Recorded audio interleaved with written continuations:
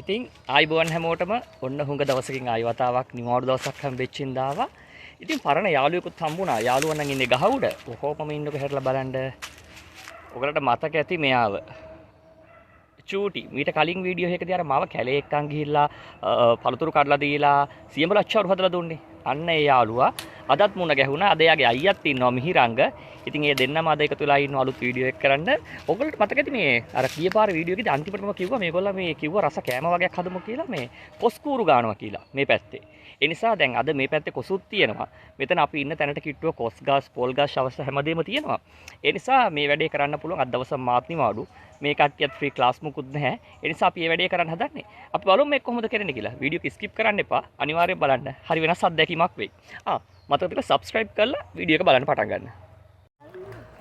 අපි මේ කජු ගස් වගේක් තියෙන තැනකින් මැද්දෙන් මෙතන ඉස්සරහා තියෙනවා කොස් ගහක් හොඳ එතනට යන ගමන් මේ කජු එහෙමත් වැටිලා තියෙනවා යාළුවා නම් අහුලන ගමන් තියෙන්නේ. තව තියෙනවා චුටි බලන්න. ගස් වල නම් ලොකුවට පේන්නේ නැහැ. තාම පැහිලා මදි හැබැයි වැටිලා තියෙනවා ගොඩක්. මේ තියෙන්නේ.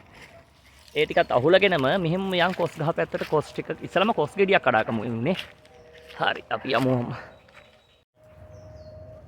බලන්නකෝ මෙහෙ කොයි කාලයක වුණත් ගස්වල හරි සරුවට ගෙඩි හදලා තියෙනවා. අර ගිය පාරත් මතක ඇති ඔයාලට මම පෙන්නුවා මේ. හරි සරුවට කුරුළු කුඩුත් තියෙනවා. හැම ගහකම හොඳ කොළ පාට වැස්ස අඩු වුණා කියලා නැහැ. මේ හරිම ශාස්ත්‍රීය ගතියක් තියෙනවා. වටේ පිටේ හොඳ කොළ පැහැ තියෙනවා. ගස්වල හැම කාලෙකම ගෙඩි තියෙනවා. ඉතින් මේ ප්‍රධාන වැඩේ කරන ගමන් හම්බෙන ඔක්කොම වර්ග ටිකක් එමෙට කඩාගෙන යන් අපිනේ. මේ බලන්න කාමරංග ගස්වල චූටි ගෙඩි ඇවිල්ලා. හරිම ලස්සනයි මේ ගහ පිරලා තියෙනවා ගෙඩි ලයිට් දාලා වගේ. ලොකු ඒව නම් තාම ලොකුවට හැදිලා නැහැ. මේ දැන් හැදීගෙන යන කාලේ මේ පේනවනේ. නියම කෑමක් තියෙනවා කටුවනෝද ගහක්. තාම ගෙඩි මේ ගෙඩියක් තියෙනවා. ඉන්න මෙන්න නියම වෙලාව. බිමටම ඇවිල්ලා තියෙනවා. හොඳ සරුවට හැදිලා මං හරි මාස කෑමක් සහ හරිම ගුණ කෑමක්. තව උඩත් ගෙඩි. චූටි තව උඩ තියනවද ගෙඩි? නෑ. උඩ නම් ඇවිල්ලා නෑ. අපේ වෙලාවට පල්ලෙහාම ගෙඩි. පොඩි ඉදිච්ච ගෙඩියකුත් තියෙනවා. මේ ටිකත් හෙමින් කඩාගමු. peer ගස් වගේකුත් තියෙනවා. අද දවස නම් හොඳ වෙයි වගේ හිතෙනවා. හරි අපි යමු. ඔන්න අපි හොයපු දේ තියෙන තැනට ආවා. අපිට හොඳ කොස් ගහක් හම්බුණා ගෙඩි පිරීලා. මේක මේ හොඳයි කියන්නේ මේ පැත්තේ ඕන ගහක ඕන දෙයක් අතින් කඩන්න පුළුවන් උසින්ම තියෙනවා. උඩ නම් ගෙඩි පිරීලා තියෙනවා. වරක සුමුදක් එනවා මේ මම හිතන්නේ වරක. වෙලා තියෙන ගෙඩි කීපයක් ඉදිලා තියෙන්නේ. කවුරුත් ගෙඩි කඩන්නෙත් නැහැ මේ හරියේ. ඒ නිසා අපි වරක ගෙඩියකුත් පුළුවන් උනොත් කඩාගෙන හොඳ කොස් ගෙඩියක් කඩාගෙන අපේ වැඩේට බහිමු. මට නම් ගස් නගින්න බෑ. මම හිතන්නේ චූටිට පුළුවන්. නමුත් මේ මෙච්චර උස ගහකට නගන එක පොඩ්ඩක් අවදානම්. මම හිතන්නේ කෙක්කක් හොයාගන්න පුළුවන් වෙයි අපිට. හරි වැඩේ පටන් ගමුකෝ එහෙනම්. අපි මේ තව කොස් ගහක් ළඟට ආවා. මෙන්න මේක නම් නියමයි. ඉදිච්ච ගෙඩි තියෙනවා. ඒකෙන් තමයි කඩන්න හදන්නේ. මොකද මේ අරගේ වරක ගෙඩි ටික ගොඩක් උඩ තියෙන්නේ. මේක වරකද වැලද කියලා හොයාගන්න බෑ මට. ඒකට මේ සත්තු කාලා තියෙනවා. ඉතින් ගෙඩියක් දෙකක් කඩාගමු. වටේටම ගෙඩි පිරලා තියෙන්නේ. අද නම් ඇති වෙනකම්ම කන්න පුළුවන් මේ. ඒකෙත් පල්ලෙහා තියෙනවා අර මම ඉස්සලා පෙන්නුවා වගේ අත ගාව තියෙන්නේ. ඔය අතින් අල්ලලා කඩන්න පුළුවන්. ගෙඩි පිරিলা. මේ වැල ගෙඩිය නම් බිමට වැටෙනකම් මේ කැළුණා. හැබැයි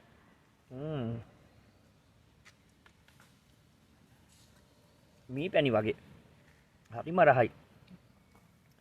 පේනවා ඇති මේකේ පාට මේ තද්ද කහ පාටක් තියෙන්නේ. හරිම මී පැණි රහක් තියෙන්නේ. මම හිතන්නේ මේ වරකා කියලා බාදි මේ වැල ගෙඩිය.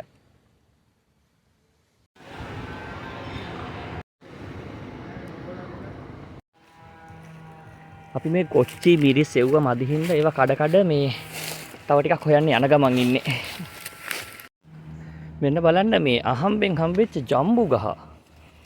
මේ බලන්න වෙන සරුවට හැදිලා තියෙනවා. අපි දැන් මේක නම් මේ ගහ සුද්ධ වෙනකම්ම කඩා ගන්නවා. මේක මේ වෙසක් එකට ලයිට් දාලා වගේ. මේ මුළු ගහම පිරලා තියෙන මේ ජම්බු වලින්. කූඹි නෙමේ දිමිත් ඉන්නවා. ඒ වුණාට මේ හරිම රහ පාටයි මේ මුළු ගහම පිරලා තියෙන්නේ. ඉතින් මේ ගහේ ජම්බු ටිකත් කඩාගෙනම මෙහෙම කඩාගත්ත කොස් ගෙඩිය තරම් යන් අපි මේ වැඩේ කරගන්න.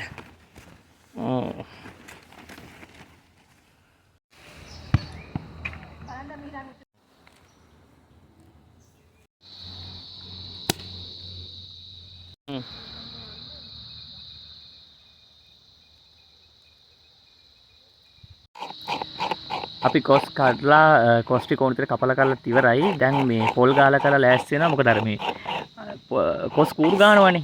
ඒකට පොල් කොච්චි ගම්බිරිස් ඒ වගේ දේවල් ඕනේ. ඉතින් මේ අපේ මිහිරංග පුතා පොල් ටික ගාලා ලෑස්ති කරන ගමන් ඉන්නේ.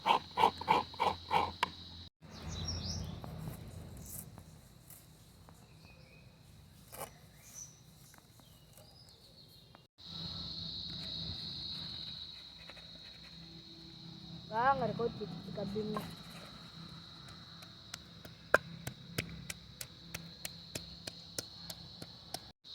ඔන්න දැන් ඒ ගාපු පොල් ටිකත් අර කොච්චියට දාලා කොටන්න හදන්නේ.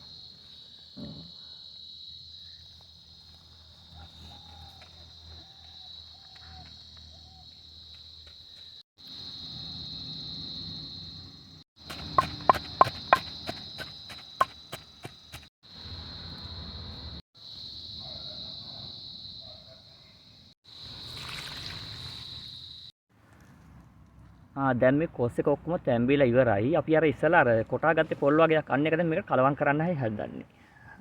දැක්කද? ඒ කොටා ගත්ත පොල් එකට ඔයාලා දකින්න තියෙන්නේ අපි දැම්ම මේ ඉඟුරු එතකොට සුදු ලුණු කහ විශේෂයෙන්ම කොච්චි සහ පොල්.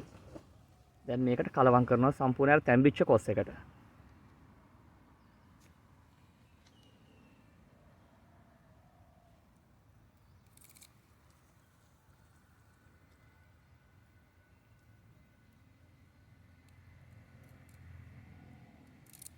දැන් ඔක්කොම කලවම් කරලා මේ ටිකත් එක්ක හොඳට කූරු ගන්නවා. මෙන්න මේක තමයි මේ පැතිවල මේ කොස් කූරු ගන්නවා කියන්නේ. ඒ කියන්නේ අර සැරට හදපු මේ පොල් වල මිශ්‍රණයත් එක්ක අර තඹපු කොස් කූරු ගන්නවා. මේකයි මේ කොස් කූරු ගන්නවා කියලා මේ අනුරාධපුර පැත්තේ ප්‍රසිද්ධ වෙච්ච කෑම වේල.